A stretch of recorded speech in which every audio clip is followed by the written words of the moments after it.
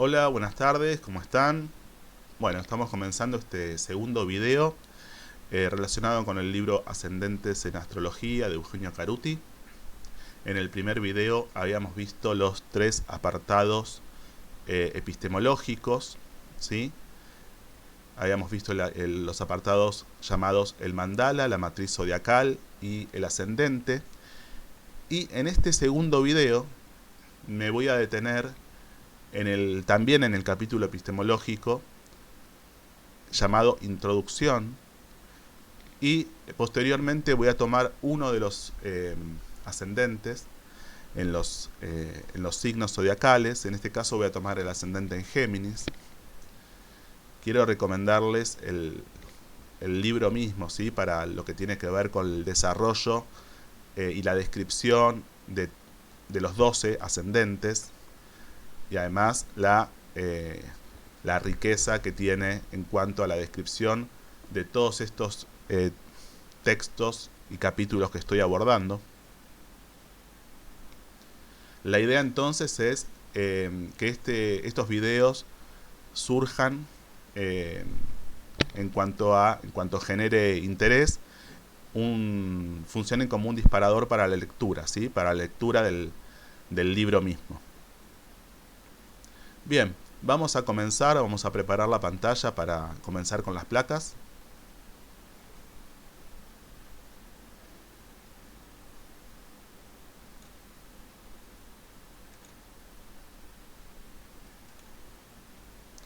Bien, ahí tenemos la portada, ¿sí? La portada del libro. Este capítulo llamado Introducción es uno de los más brillantes, notables y lúcidos textos epistemológicos que leí de la astrología en general, ¿sí? O sea, de todo lo que leí en astrología, yo quiero recomendar especialmente este texto porque en cada párrafo tiene una cantidad comprimida y condensada de riqueza, que de cada párrafo se podría desplegar muchísima información. Yo tomo solamente algunas placas para compartir con ustedes que quiero, digamos, que elegí para este video, pero realmente quiero enfáticamente recomendar la lectura, ¿sí? Bueno, comienza el texto de este capítulo hablando acerca del segundo hemiciclo del zodíaco. En el primer tomo, ¿sí? en el video que vimos anteriormente, describía las fases cíclicas desde Aries hasta Virgo. Y en este segundo tomo lo que va a hacer es hablar del segundo hemiciclo. El título de este apartado es El zodíaco después de Virgo. En realidad es la dinámica de la reabsorción, porque en el segundo hemiciclo zodiacal lo que sucede es que aquella diferencia que creció y que se expresó, por eso habla de las fases de Cáncer y Leo, va a ser reabsorbida, ¿sí? por el resto del sistema. Se va a generar un encuentro entre aquello que creció identificado con aquello que fue excluido en la fase canceriana, y a partir de ese encuentro se va a producir una alquimia, ¿sí? Y posteriormente una síntesis. Estas fases de alquimia y síntesis son las fases zodiacales de Escorpio y Sagitario sucesivamente. Pero también lo que va a decir Eugenio Caruti es que en nuestro estadio evolutivo, ¿sí? Como especie y como humanidad, nos encontramos nosotros mismos en las fases de Cáncer y Leo, y es entonces que todo aquello que tenga que ver con incorporar, elaborar y visibilizar, ¿no es cierto?, la dinámica que tiene que ver con aquello que es reabsorbido, nos va a costar elaborarlo, ¿sí? No nos va a ser sencillo, no va a ser tan directo incorporarlo a nuestra conciencia, y esa es una de las dificultades más significativas a la hora de acercarnos a la lógica de la astrología.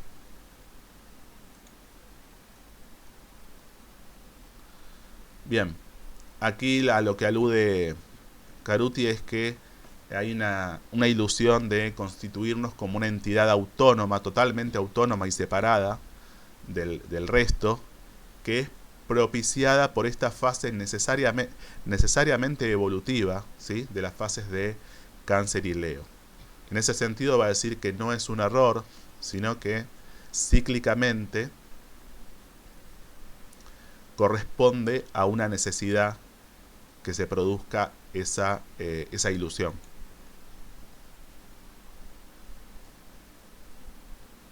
Bien.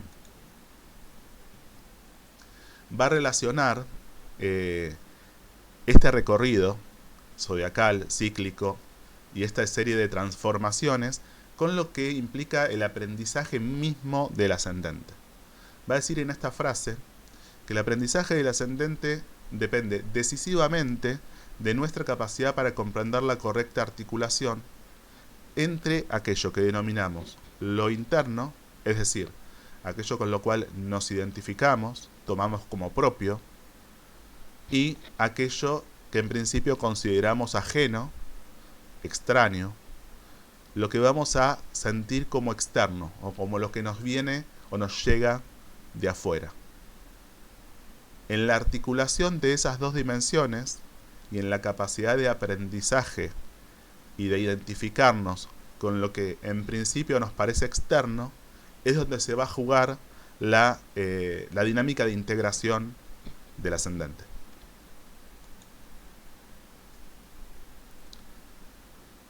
Bien. Aquí en la segunda frase de esta placa me parece muy significativo, por eso resalté la última parte. Dice, por eso nos es tan costoso comprender la segunda mitad de este movimiento, es decir, este segundo hemiciclo, que va desde Libra, en realidad, hasta Piscis, en la cual la parte debe disolverse en el sistema que la generó a fin de aportar su diferencia creadora. Bueno, esta palabra disolverse, en general, nos convoca a emociones, ¿sí?, a sensaciones de pérdida, de temor, de no ser, ¿sí? Pero justamente hay una necesidad sistémica y creativa que implica el aporte, ¿sí?, dice en esa frase, al sistema que la generó para justamente aportar lo que tiene que ver con la capacidad creadora de esa identidad. Esto que implica la lógica misma del paradigma astrológico, lo vamos a ir viendo desplegado a lo largo de los diferentes subtítulos de este capítulo. Bien, hasta aquí entonces la lógica del ascendente, la matriz zodiacal desde Virgo, y lo que vamos a empezar a ver ahora, que tiene que ver con las relaciones entre la astrología y la psicología, a lo que van a convocar, ¿sí?, es a la necesidad creativa que implica la dinámica evolutiva de la conciencia. Esta dinámica evolutiva de la conciencia, lo que cuestiona y lo que problematiza, es la antinomia muy presente, muy extendida entre determinación y libre albedrío, que es la que más inercia hace a la posibilidad nuestra de incorporar alguna de las nociones epistemológicas que implica la astrología, ¿sí? Justamente que haya una capacidad de creatividad en cuanto a la evolución de la conciencia nos problematiza y de alguna manera deconstruye ese reduccionismo que implica la determinación, ¿sí? Lo absolutamente determinado, con lo que muchas veces se asocia a la astrología. Bien, la psiquis y el arquetipo del zodíaco se llama este apartado. Justamente empieza hablando de eso, ¿no es cierto? De las relaciones entre la psicología y la astrología. Va a mencionar que hay una compleja relación entre el psiquismo y los signos zodiacales. Y que desde lo psicológico vamos a leer la vivencia de la energía desde un lugar que la va a distorsionar necesariamente, ¿sí? No como un error o como algo que haya que evitar, sino que esa primer distorsión es una se da por necesidad. A este respecto va a decir que las características personales con las que se suelen describir a los signos en lo que circula como más masivamente, ¿no es cierto? En las revistas, en los diarios, en lo que en general surge como lugar común decir de cada signo, en realidad son solo las conductas más habituales con las que respondemos a ellos, es decir, con las que respondemos a la energía de ese signo, y no son exactamente entonces esa energía misma, sino que son las respuestas psicológicas, muchas veces defensivas, con las cuales, por eso dice, respondemos, ¿sí?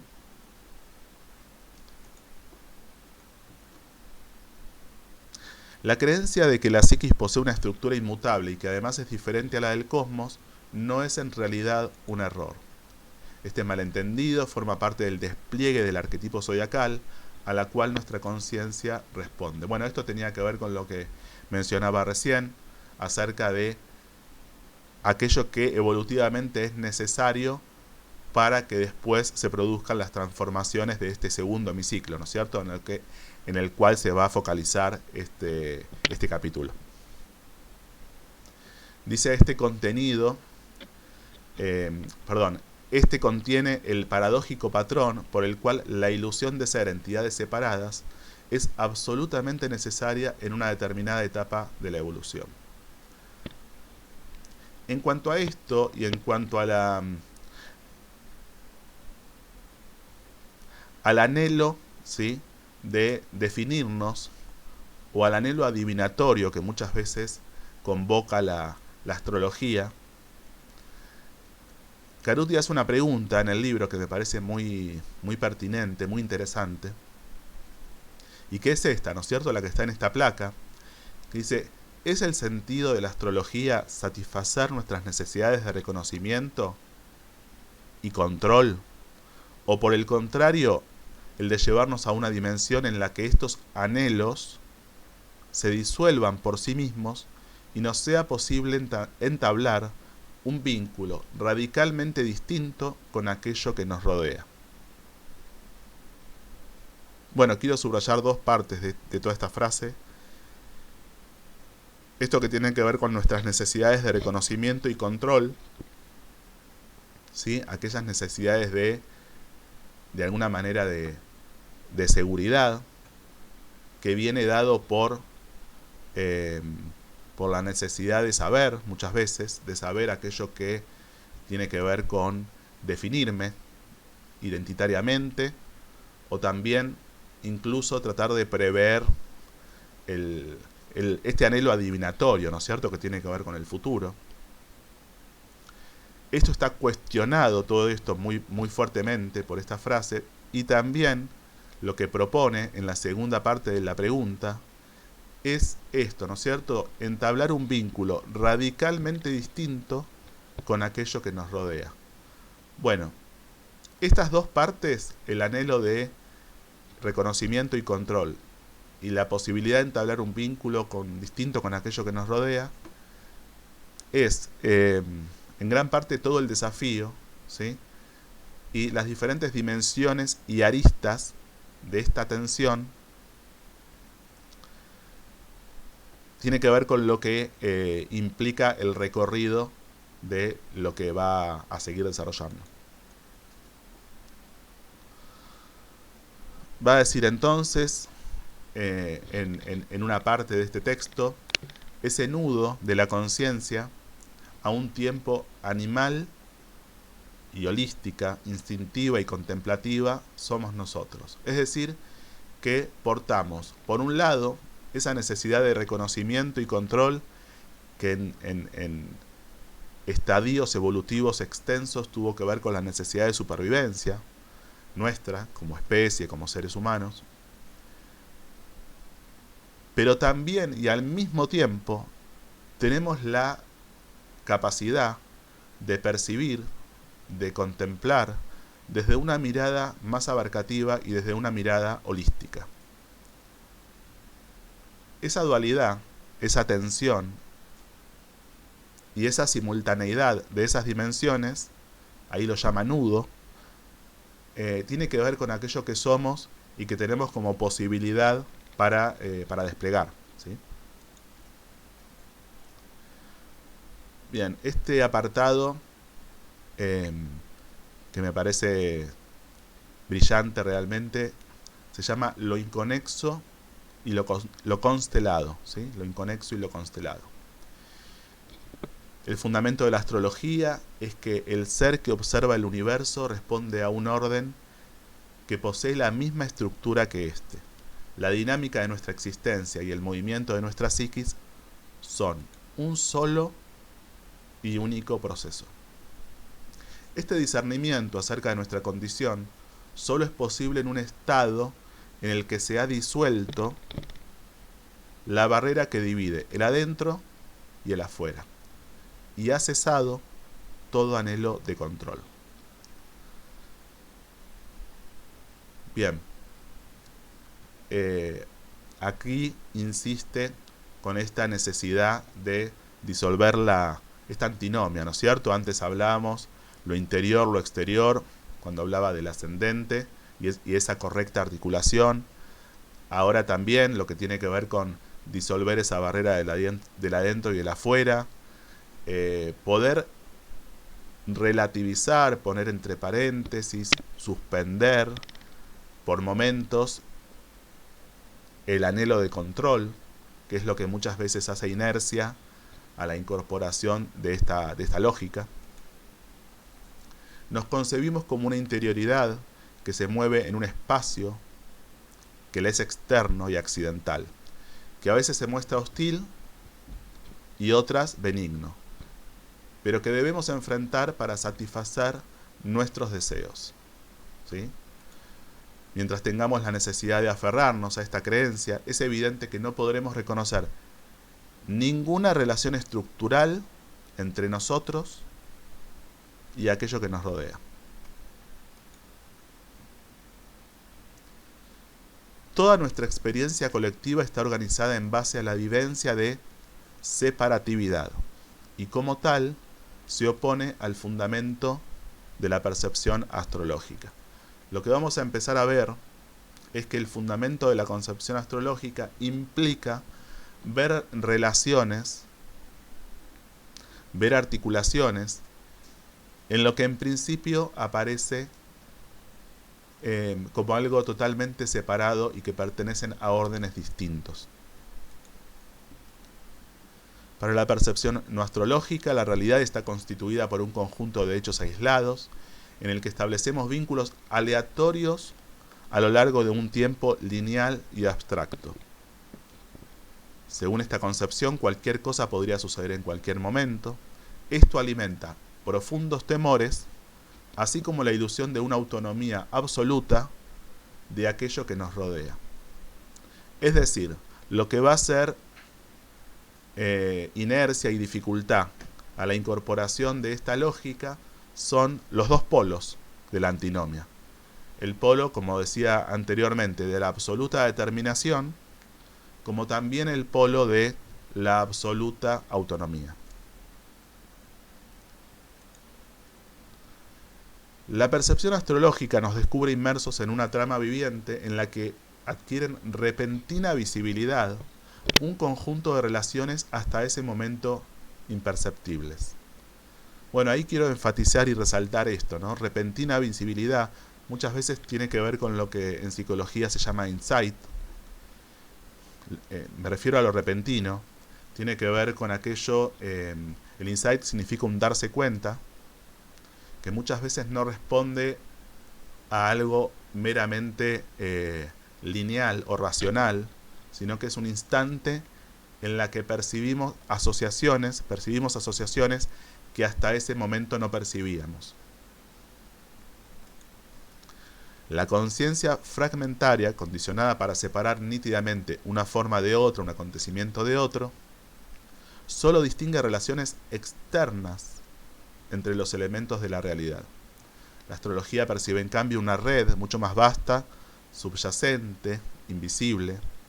Invisible, ahí agrego para nuestros condicionamientos colectivos, ¿no es cierto? Un orden implicado que opera dentro del despliegue aparentemente desordenado de los hechos. Esta noción de orden implicado es central, está desarrollada en el anterior tomo, ¿sí?, de este libro de Ascendentes, y en el también en el primer video, en el video anterior correspondiente a esta serie, la abordé, ¿sí?, la noción de orden implicado. En ese orden implicado dejamos de percibirnos como entidades autónomas y nos descubrimos como vínculos, ¿sí?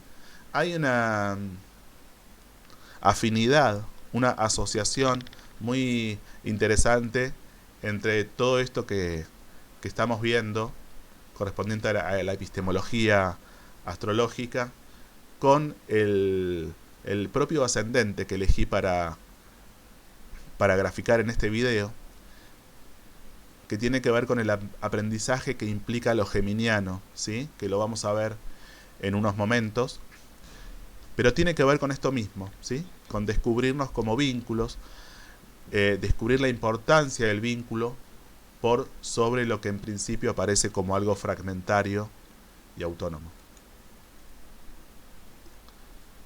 Comenzamos a captar estructuras globales. Comprendemos que un movimiento en un plano se corresponde con un movimiento en el otro. Bueno, esto tiene que ver con la lógica mandálica, ¿sí? Lo vimos en el video anterior. Aquello que remite a la necesidad sistémica de un equilibrio. En lo que vimos en el video anterior en relación al mandala, habíamos visto que la totalidad se encuentra en el centro del mandala y que aquello que se encuentra en el centro posteriormente aparece en los diferentes espacios del mandala, pero que aparecen en términos de equilibrio, ¿sí? Por eso lo relaciono con esta frase que dice: aquello que tiene que ver con captar estructuras globales y que un movimiento en un plano se corresponde con un movimiento en el otro, lo que aparece junto, ¿sí? Esta percepción, ahí justamente alude a lo mandálica o estructural, encuentra relaciones entre elementos que hasta ese momento parecían desvinculados.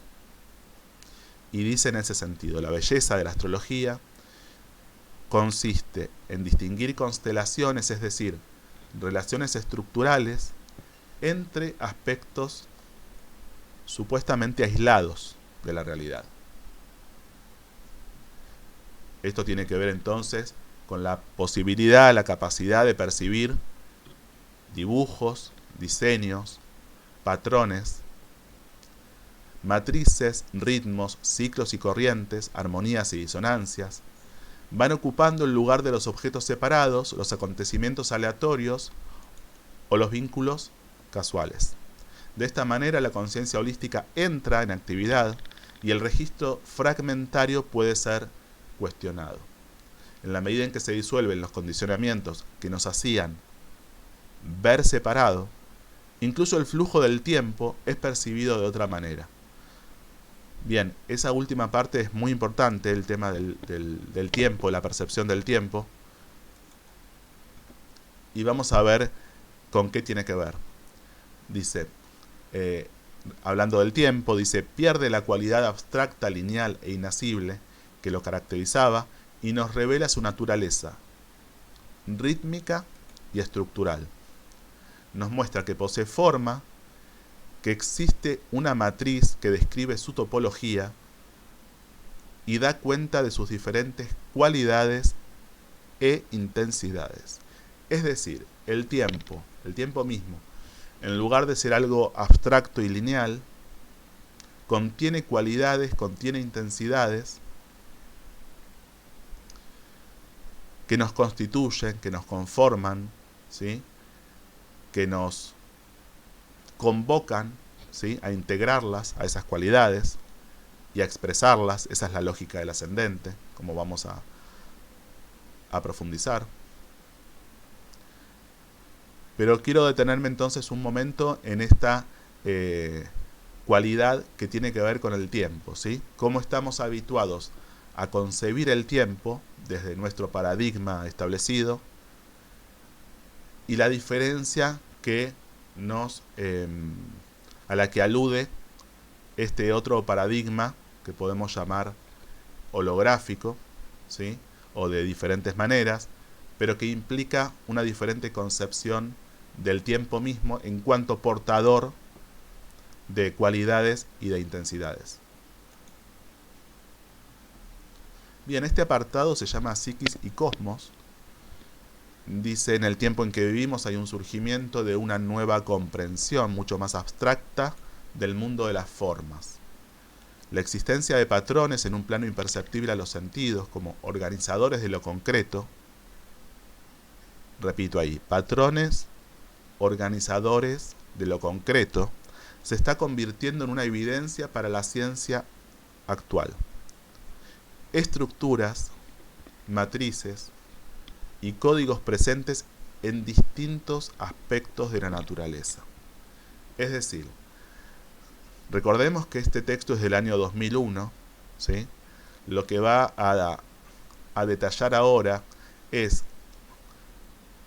algunos conocimientos que desde la ciencia empiezan a dar cuenta de patrones que nos son imperceptibles a nuestros sentidos, pero que al mismo tiempo nos constituyen y que organizan lo concreto.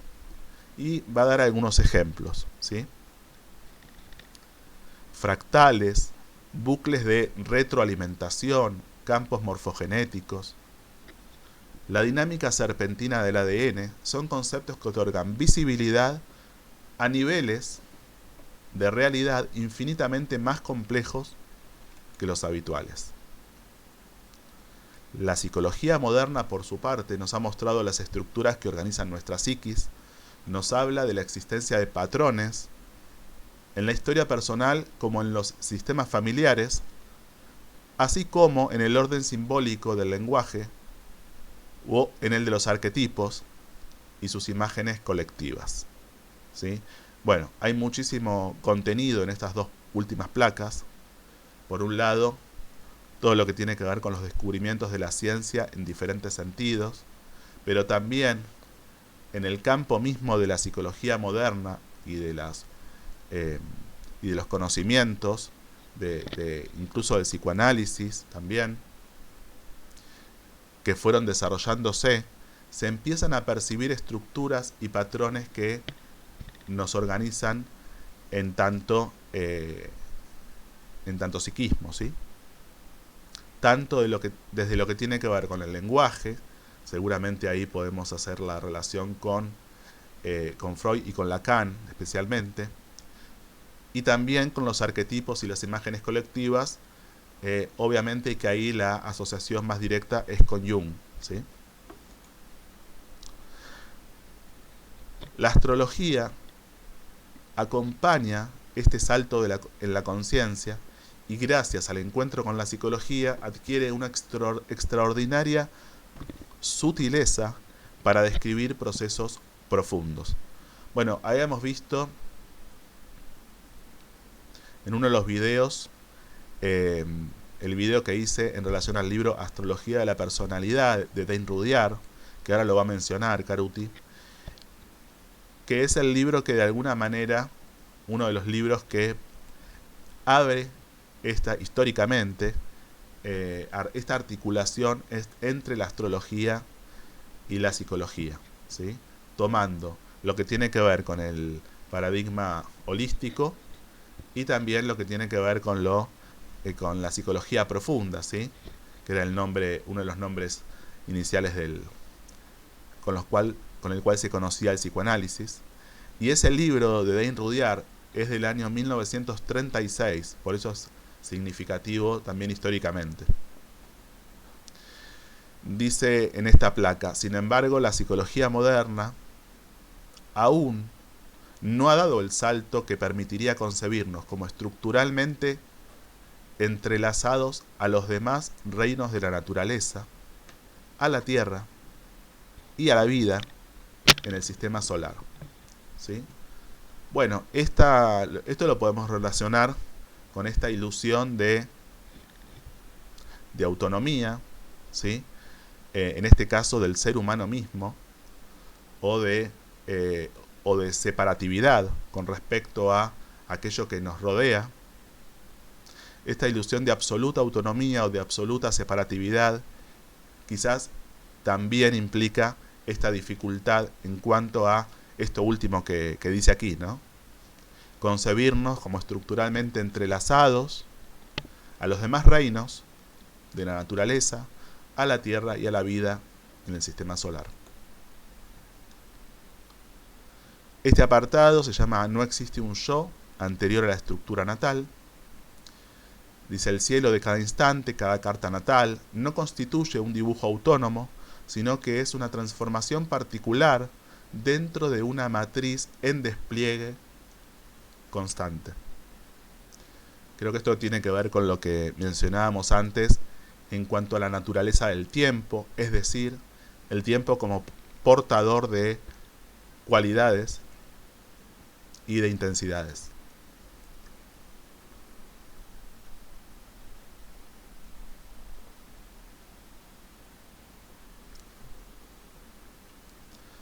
Bien, dice, está absolutamente implicado en cada uno de los instantes anteriores y posteriores, de igual manera que una ola no es más que un rizo en el flujo del océano. Esta asociación con la ola y con el océano, esta referencia, yo la asocio con Leibniz, con el desarrollo que hace Leibniz en cuanto a la conciencia y lo inconsciente, con su lenguaje, ¿no es cierto?, de su época, y con cómo lo va Gilles Deleuze, cómo va trabajando los conceptos de Leibniz. En ese sentido, ahí les recomiendo el video que se llama Singularidad e Infinito, que hice en relación a cómo trabaja Deleuze la obra de Leibniz. Es un primer video que voy a continuar seguramente en breve.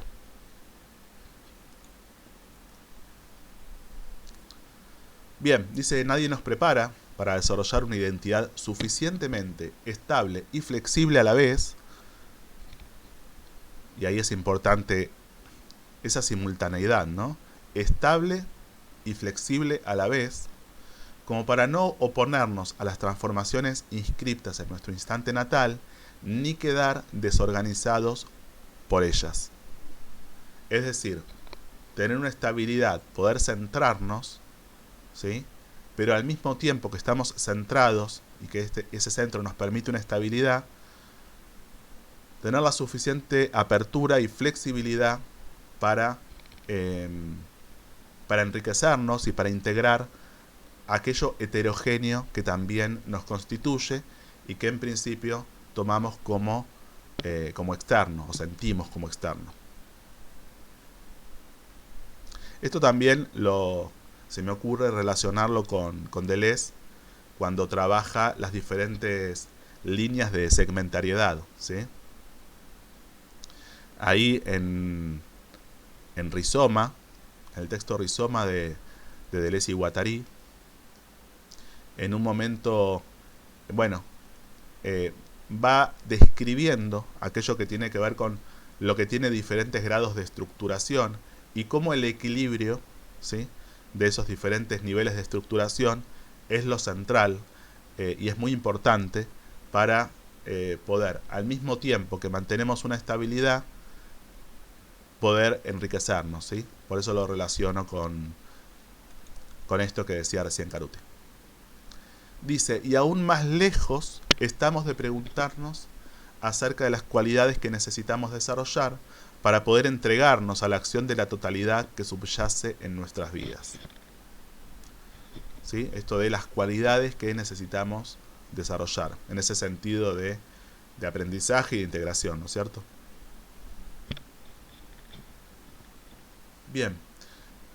Dice, la belleza de la astrología y su misterio residen aquí, en la inefable intersección entre universo y singularidad. Desde un punto de vista, aprender astrología es como estudiar un idioma en conversación. Uno escucha hablar ese idioma y al principio es muy poco lo que entiende, pero de pronto, sin que nos hayamos dado cuenta, la estructura de ese lenguaje se abrió para nosotros y nos encontramos participando naturalmente en la conversación.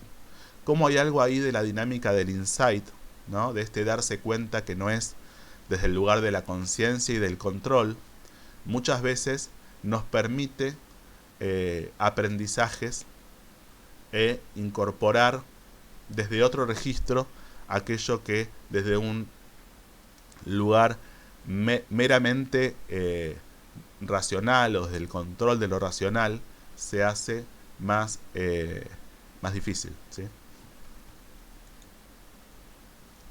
Bien, este apartado, el zodíaco, un arquetipo del tercer orden. Desde el momento en que la astrología occidental, a partir de Dain Rudyard, comenzó a comprender el zodíaco, no solo como una colección de símbolos, sino como una estructura cíclica, se hicieron evidentes una serie de relaciones que antes pasaban inadvertidas. A partir de ese momento, la secuencia de imágenes colectivas dejó de ser aleatoria y el zodíaco comenzó a ser percibido como un patrón ordenador de la dinámica psíquica, ¿sí? La relación entre zodíaco, la estructura zodiacal, va a decir sincronística y en red, con la dinámica del psiquismo mismo, ¿sí?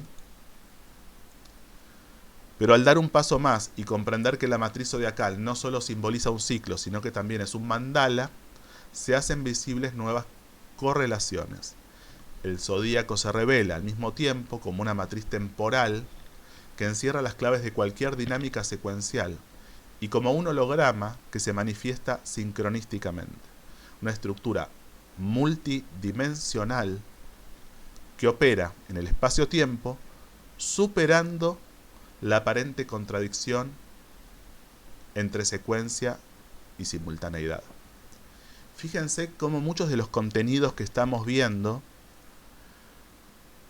lo que proponen en diferentes niveles, de diferentes maneras, es superar antinomias, ¿sí? Superar antinomias, proponer nuevos niveles de integración que de alguna manera cuestionen los reduccionismos que se generan a partir de las visiones antinómicas. Bien, y aquí llegamos a un punto de quizás de mayor complejidad epistemológica y también de mayor riqueza, a este apartado que se llama imágenes arquetípicas y matrices vibratorias. Dice, lo que aquí denominamos estructura simbólica es la primera condensación de un patrón matemático, geométrico, que posee múltiples posibilidades de corporización. Ahí quiero resaltar esta última parte, múltiples posibilidades de corporización, ¿sí? Para cuestionar también la visión determinista lineal, ¿sí?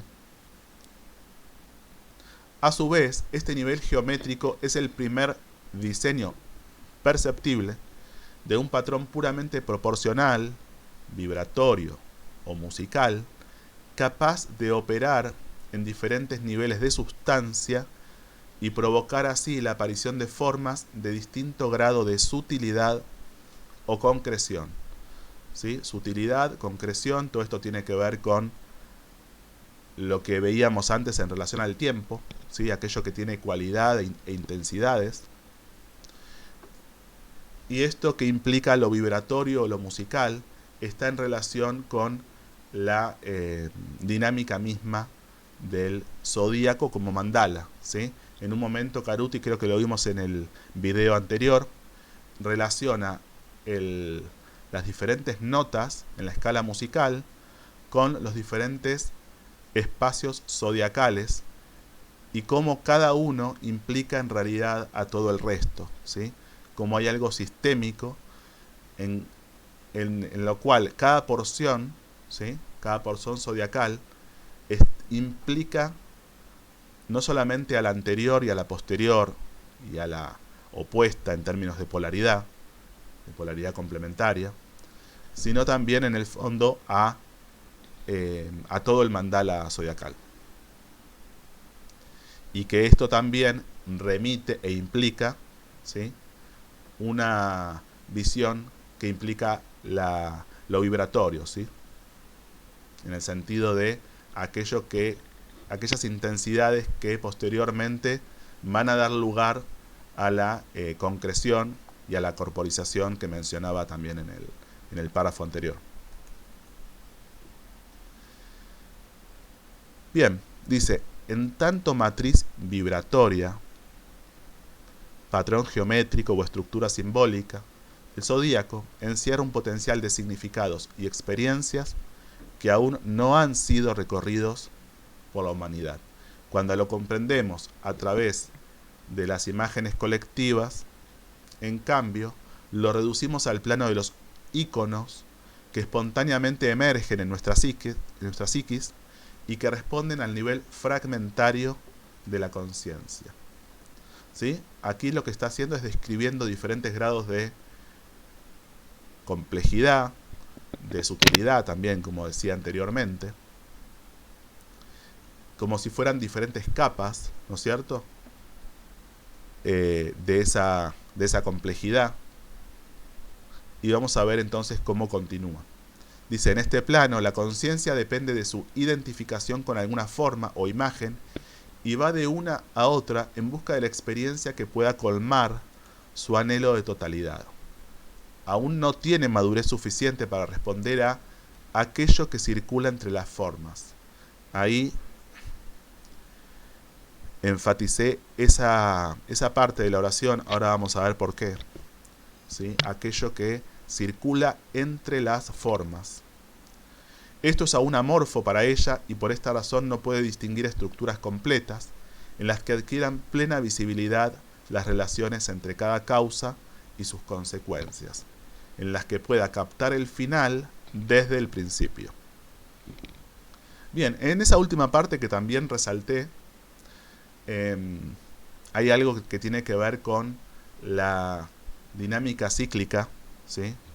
Y que está muy asociada muchas veces a lo arquetípico y a lo que implica en astrología lo que se llama la consumación cíclica, ¿sí? Que está relacionada habitualmente con el fin de ciclo, con la última casa, de las casas astrológicas, que es la casa 12, que tiene que ver con el aprendizaje que implica la percepción de secuencias completas, ¿sí? Por eso dice esto de en las que pueda captar el final desde el principio. Es decir, eso es lo que permite muchas veces en la conciencia saber cómo va a terminar algo cuando lo estamos empezando, despojarnos de la necesidad de esa experiencia. O sea, al ya conocerla, al ya saber cómo termina, también termina para nosotros un ciclo con determinadas experiencias de vida y podemos disolverlas, no tener la necesidad de repetirlas y pasar a otras, ¿sí? En ese sentido es un aprendizaje muy importante en términos cíclicos. Bien, la primera parte que había resaltado, esto de responder a aquello que circula entre las formas, la voy a relacionar con una placa del video Rizoma de Deleuze, que aquí la traje, y allí dicen Deleuze y Guattari, construir un necesario equilibrio entre lo indeterminado de la potencia y lo determinado de las formas. Esto permite no vivir ambos planos desde una lógica binaria y reductible, sino por el contrario su movimiento permite el fluir de la territorialización, desterritorialización y reterritorialización, el movimiento del devenir. Ahí quiero resaltar esto, ¿no? Lo que tiene que ver con el movimiento del devenir y lo que viene ahora, ¿no es cierto? De esta manera, las fuerzas libres habitan con su movimiento en el entremedio de las formas.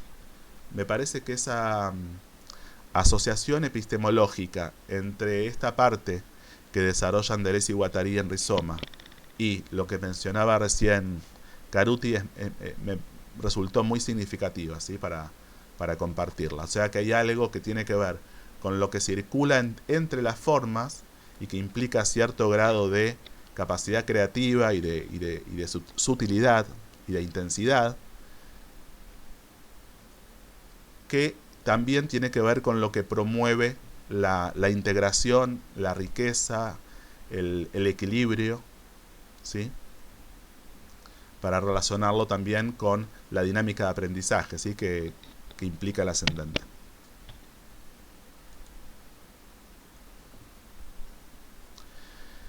Es claro entonces por qué ninguna imagen puede reflejar cabalmente estas estructuras, por cuanto ellas no constituyen una forma, sino una circulación.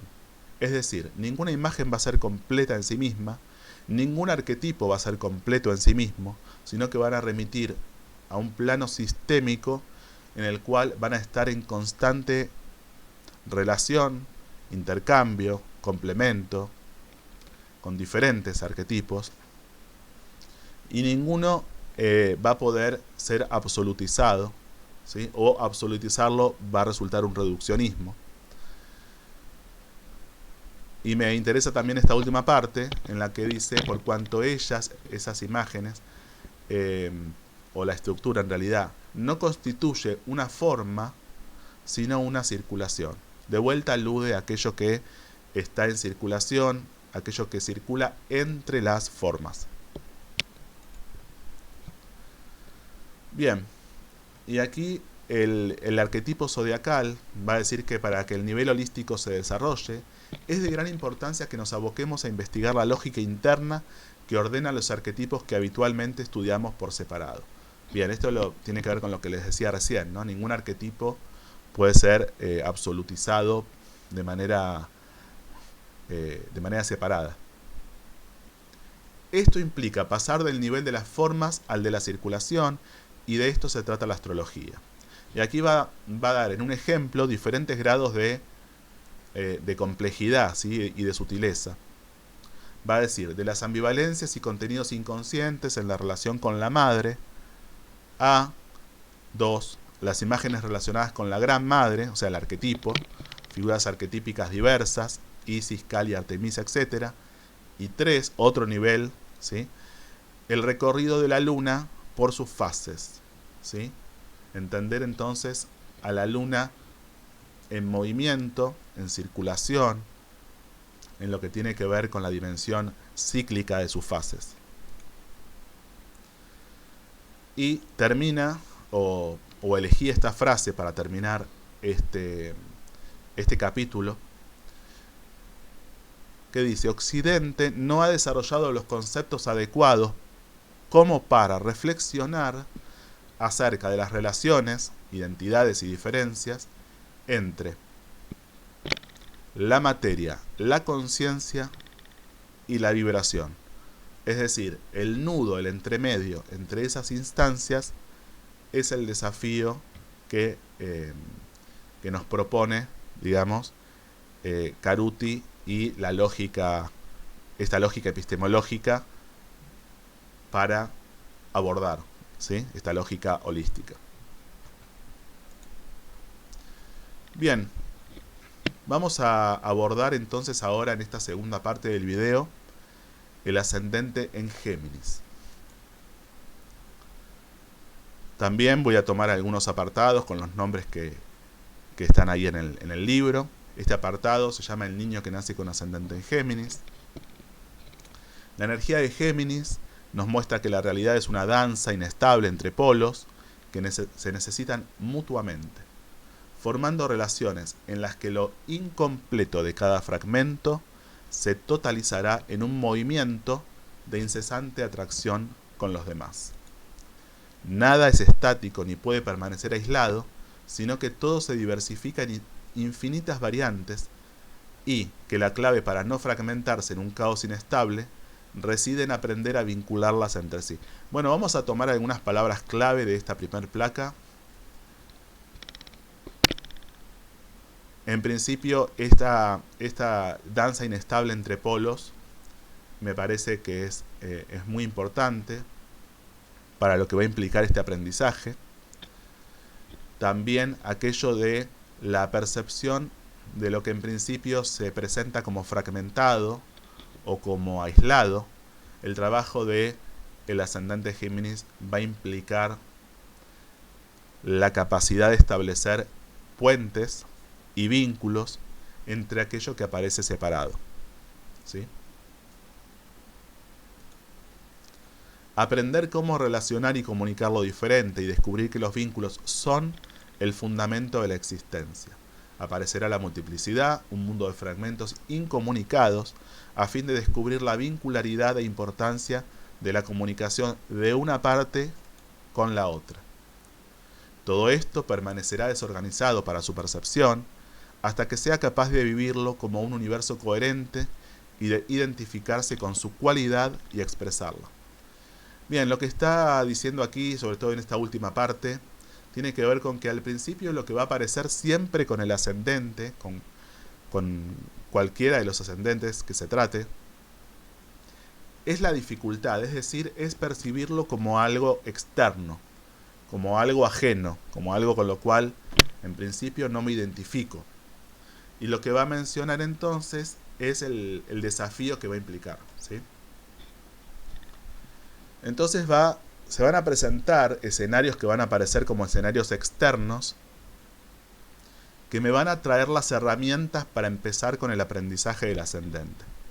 Por eso va a decir que los escenarios privilegiados para desarrollar las cualidades geminianas va a tener que ver con un medio ambiente, con muchas personas diferentes entre sí, en el que el movimiento esté presente, ¿sí? El movimiento, las distancias y la multiplicidad en la familia, el hogar, el colegio, los grupos de amigos y el ámbito laboral. Bien, en este apartado, personas y situaciones externas, va a empezar a mencionar la importancia de la experiencia con los hermanos. Habitualmente Géminis, desde la visión clásica, ¿sí?, en términos de vínculos, tienen que ver con pares no elegidos, es decir, hermanos, vecinos y primos. Aquí Caruti se va a centrar sobre todo en lo que tiene que ver con los hermanos, y también en un momento va a mencionar los amigos más próximos o más íntimos, ¿sí?, aquellos con los que se constituyen una relación de díada, ¿sí?, o de cierta simbiosis. Bueno, dice entonces, quizás la experiencia más significativa ligada a este patrón es la de los hermanos. Hermano quiere decir alguien de mi misma sangre, pero que es distinto de mí. Alguien que es igual, pero diferente. La importancia de los hermanos y la dificultad de comunicación con ellos es uno de los terrenos preferidos por el destino para recorrer la energía geminiana.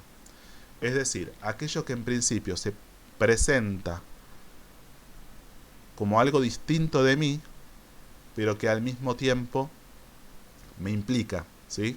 Me implica porque contiene una parte mía que en principio desconozco, ¿sí? Eso va a tener que ver con la dinámica de este aprendizaje.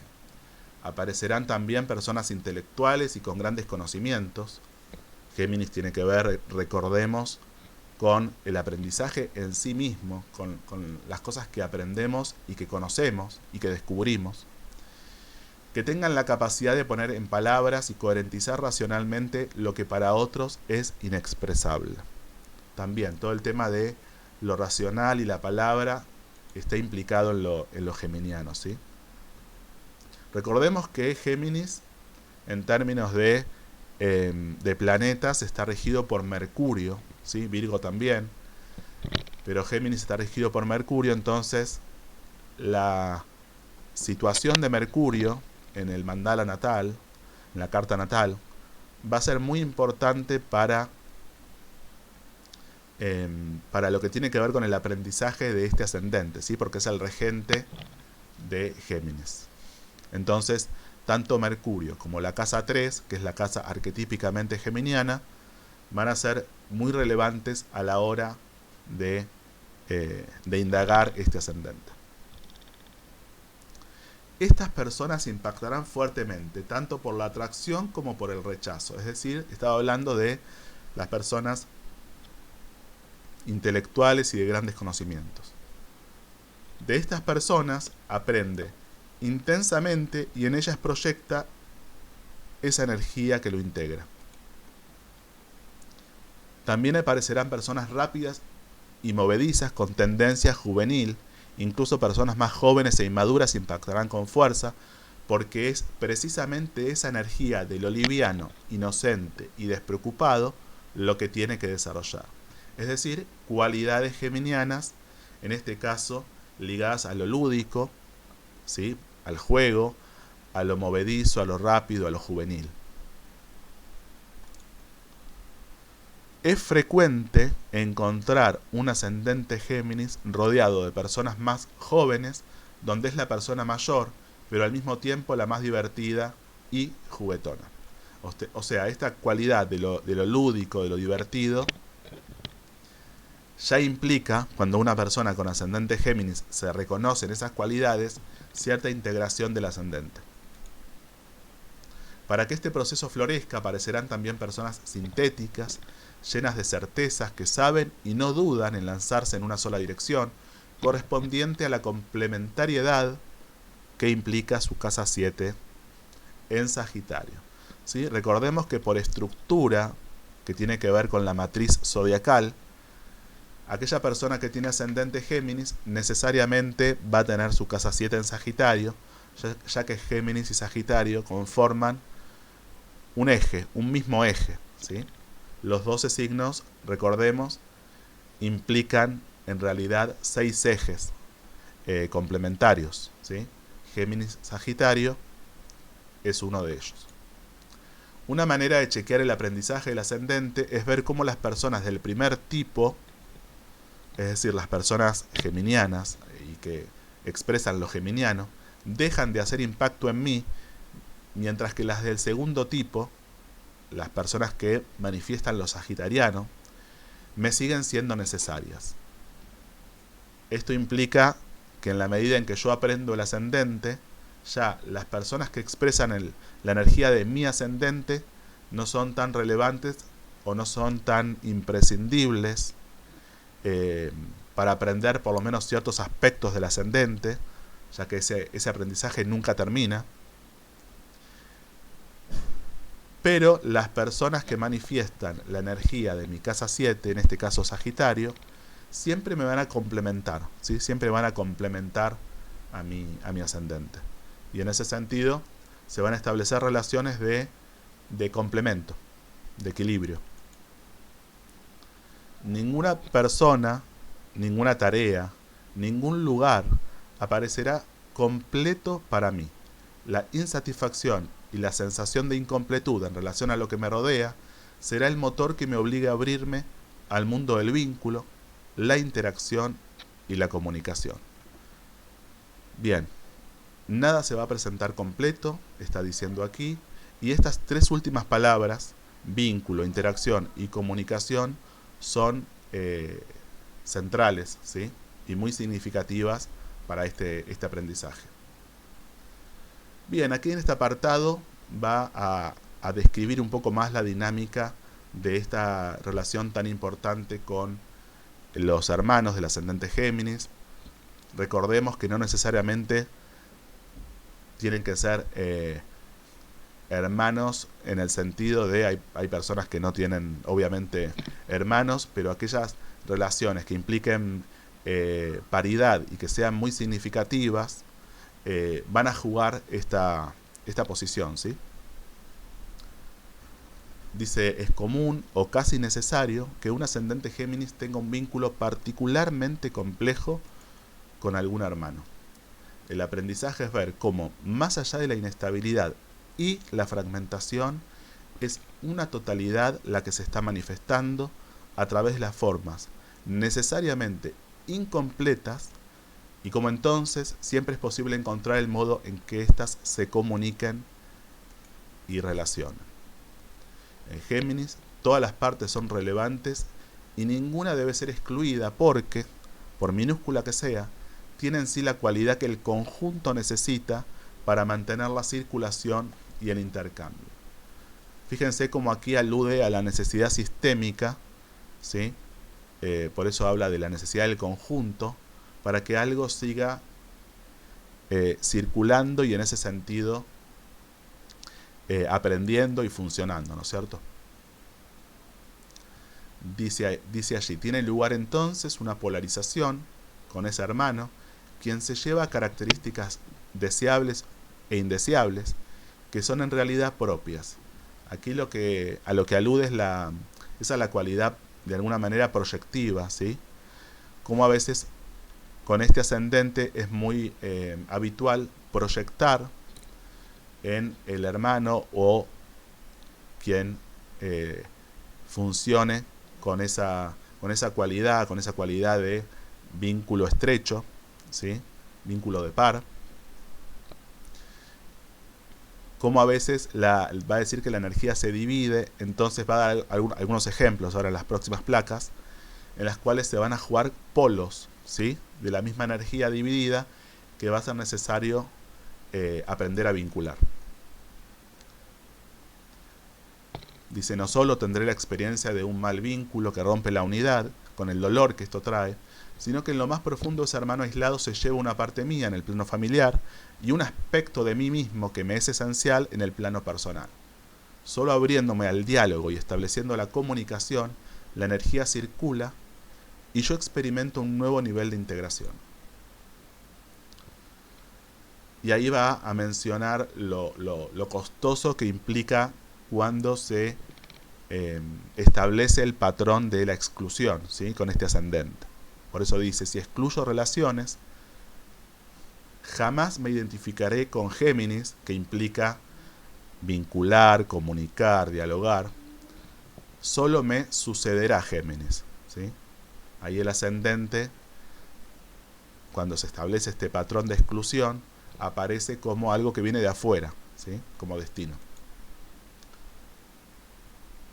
Bien, por ejemplo, puedo tener este ascendente y un Venus muy fuerte, pero mi hermano es artista, es decir, el arte implica la expresión de ese Venus, y yo soy intelectual, o mi hermano es alguien insoportable, celoso, posesivo, pero quien tiene un Plutón muy fuerte soy yo. Ahí vemos algunos ejemplos entonces de cómo se puede dividir, ¿sí? Las cualidades energéticas en las diferentes en las personas, ¿sí? Esta fragmentación de la propia energía proyectándola en alguno de los hermanos es algo muy propio del ascendente en Géminis. Y va a decir entonces, no se trata necesariamente de que haga las paces con el hermano, lo perdone y todo lo demás, sino que resignifique completamente una historia en la cual hizo identidad. Es decir, en la fragmentación y en la división de la energía, la persona con el ascendente Géminis suele hacer identidad, ¿sí? Entonces, la resignificación de esa identidad, ya sea con la persona misma o por su lado, ¿sí? Con el hermano mismo o por su lado, es el desafío y el trabajo necesario.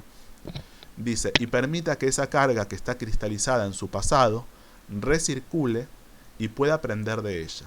De otro modo, recurrentemente, alguien le hará de hermano con la misma carga que aquel.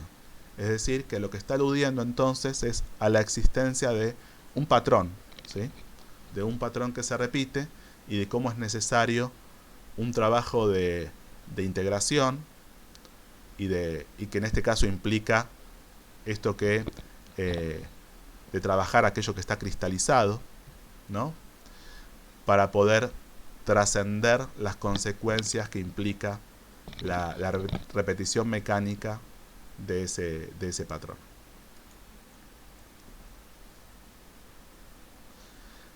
Y allí dice, les propongo que se dediquen a observar estas polarizaciones entre hermanos. El mundo está lleno de ascendentes en Géminis en los que, por ejemplo, ella es una mujer casi incorpórea, intelectual, mientras que su hermana se dedica a bailar flamenco o es instructora de trabajo corporal. Él es un hombre sumamente responsable, mientras su hermano es un loco. Ella es una mujer que casi no tiene relaciones sexuales, mientras su hermana es promiscua, y así. Es decir, obviamente está hablando de polaridades muy claras, ¿sí? Divisiones polarizadas muy claras, en las cuales el desafío es el encuentro, el vínculo y la relación, ¿sí? Y aquí a lo que va a aludir en esta parte es a distinguir lo energético de lo psicológico en cuanto a lo que tiene que ver con por un lado la repetición neurótica y por otro lado la recurrencia energética. Dice, es necesario discriminar bien dos tipos de repeticiones. Una es la repetición energética. En el caso del ascendente Géminis, insistirá en aparecer aquello que me lleva a vincularme en forma múltiple y abrirme a la comunicación. Otra es la repetición neurótica, como predominio de imaginarios infantiles que nos fija y nos vuelve mecánicos. Bien, ahí está la distinción entonces, y termina con esta frase, esta parte, que dice, el destino no es neurosis, aunque la neurosis haga destino. Ahí a lo que alude es que la neurosis muchas veces nos cristaliza, nos rigidiza, ¿sí? En una pauta repetitiva. Bien, este apartado entonces, la multiplicidad y división de las cosas. En general estas personas no tienen una única actividad, ya que el sentido de la energía las lleva a aprender a combinar varios puntos de vista diferentes. Moverse y diversificarse será habitualmente una necesidad a fin de aprender la cualidad geminiana. En este sentido, irá descubriendo la incompletud de cualquier actividad que emprenda o de toda vocación que quiera definir a fin de relacionar y combinar lo diferente. ¿Sí? Bien, se ve claramente, me parece ahí la pauta en relación a que el aprendizaje lleva a esta necesidad de relacionar, de combinar, de vincular aquello que en principio parece disociado, fragmentado, distanciado. Lo importante es recordar que hay múltiples actividades en las que puedo moverme, porque no soy una persona definida por el lugar, sino por lo vinculante. La dispersión es evolutiva en este ascendente. Aquí, cuando las cosas se dividen, es porque surge la dirección del aprendizaje. Mi trabajo consiste en encontrar el vínculo entre lo que aparece como incompleto y dividido y descubrir el goce que me produce establecer esa comunicación. Aquí entonces el aprendizaje en cuanto a expresar desde uno mismo la cualidad geminiana ya implica descubrir este goce, ¿sí? En cuanto a establecer la comunicación. Y una frase que me parece bastante gráfica en este sentido, dice, para poder aprender a vincularlo todo, tengo que tolerar antes que las cosas se presenten ante mí fragmentadas y divididas. La realidad aparece escindida para que yo a partir de ella aprenda a acompañarla, estableciendo relaciones a través de esa división, obteniendo así una unidad vincular. Todo geminiano sabe, o sea, toda persona que tiene el sol en Géminis, sabe que algo que permanece aislado, tarde o temprano trae problemas. El ascendente no tiene forma específica, es básicamente amorfo, hasta que la conciencia aprende a descubrir su patrón. Bien, este aprendizaje del descubrimiento de un patrón, entonces, es lo que implica el camino de todo ascendente, en realidad, ¿sí? Que no tiene una forma definida, sino que allí Hay bueno, como viene resaltando en los diferentes momentos del libro, el desafío de integración implica, a partir de la recurrencia y de lo que me va sucediendo, identificar entonces este patrón y que ello me lleve al aprendizaje. Deben remover una profunda dificultad para abrirse y para comprender lo diferente, que lo diferente es lo mismo, que lo diferente es el otro lado del vínculo. Como primer aprendizaje tengo que reconocer que el otro es diferente, solo así me puedo comunicar, aprender a establecer un diálogo y una comunicación constante con el otro, y en ese diálogo me iré constituyendo. Es decir, no ver al otro como diferente en el sentido en un sentido jerárquicamente valorativo, ¿sí? A veces aparece la lógica antinómica, ¿no es cierto?, en esto de, bueno, valorar o desvalorizar, ¿sí? Va a decir Caruti en algunos momentos del texto, estos vínculos que implican fascinación o rechazo, ¿sí?, son los que hacen inercia y dificultan el aprendizaje que implica este recorrido. Con un contacto consigo mismo, esta persona no anhelaría lo completo, sino lo múltiple y lo combinado. Bueno, y finalmente, para ir terminando, algunas placas que implican el sentido del ascendente en Géminis. Va a decir que este ascendente aprende en la división, en la fragmentación, en la dualidad. Debe aprender que lo mismo se autoescinde, que la unidad se divide y se reencuentra a partir del vínculo, que las divisiones que aparecen en los vínculos no son irreductibles, y siempre hay algo que se comparte, algo que tiene la misma sangre, entre comillas, bajo formas diferentes. La vida es hermandad. Lleva a descubrir que tras las diferencias reside la unidad y que esta es comunicación, atracción profunda de los polos del universo que se combinan y recombinan constantemente. Y propone aquí, como algo muy importante, disolver dos creencias, ¿sí? Una es que existen aislamientos y separaciones irreductibles, en ese sentido que existe la dualidad, y la otra es el descubrimiento que esa dualidad es en realidad una apariencia, porque el ser es, en definitiva, lo que implica el aprendizaje de este ascendente es percibir que el ser es vínculo y que la multiplicidad significa diálogo y hacer puentes.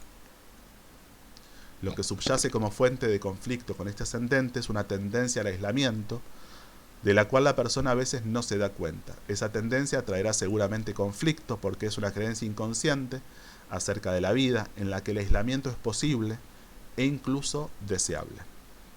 Lo que el ascendente Géminis aprende a valorar es el dolor que produce lo incomunicado y la capacidad de hacer dialogar aspectos aparentemente distantes y diferentes. Ahí da en el libro un ejemplo de un psicólogo transpersonal, Norberto Levi, que en su trabajo una de las técnicas que utiliza es las técnicas de hacer dialogar justamente partes de la personalidad que aparecen distanciadas o que aparecen en conflicto. Y en ese diálogo, ¿sí?, aparece entonces la capacidad de hacer puente y de integración. Si un ascendente Géminis se muestra intransigente, que nunca dialoga y se cierra en sí mismo, pueden estar seguros que allí hay un problema, porque la energía no está circulando. Por lo menos en su madurez, este ascendente querrá naturalmente dialogar. Las personas con este ascendente son llevadas a comprender que el universo es un conjunto de diferenciaciones que circulan como información creadora.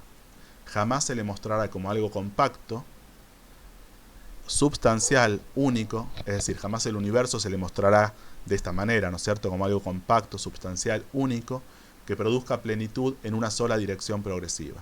Siempre aparece, siempre se descubre algo por otro lado, para experimentar que las cosas tienen lugar circulando en polos. Esto lleva a aprender a dialogar. Y finalmente terminamos con dos frases. Una implica esta esta relación que hacíamos antes entre lo que implicaba la repetición en términos neuróticos, en términos de neurosis, la repetición que nos fija, que es mecánica, y otra tiene que ver con la recurrencia de patrones energéticos, ¿sí? Entonces la frase dice algo completamente distinto a esa repetición neurótica y mecánica, es la recurrencia de patrones energéticos isomorfos entre sí en diferentes planos, pero siempre nuevos y cargados de potencialidad creadora para una conciencia abierta al aprendizaje. Y la última placa, con la integración de este ascendente, soy alguien que improvisa, que juega, que explora e indaga, que está muy abierto descubriendo cómo son las cosas. Es decir, la integración del ascendente Géminis va a implicar la capacidad, ¿sí?, de este espíritu de exploración y de indagación y de aprendizaje y el gozo que produce el descubrimiento de lo nuevo, y también el gozo que produce el hecho de vincular lo que en principio aparece distanciado y disociado. Bien, estamos terminando entonces este video. Espero que les haya interesado, que les haya resultado atractivo, interesante, digamos, que les despierte también las ganas de profundizar algunas de estas cuestiones. Ese es el sentido un poco de la idea con la cual con estos videos voy presentando esta epistemología. Y estaremos continuando entonces, seguramente en breve, con algunos próximos videos. Bueno, hasta luego.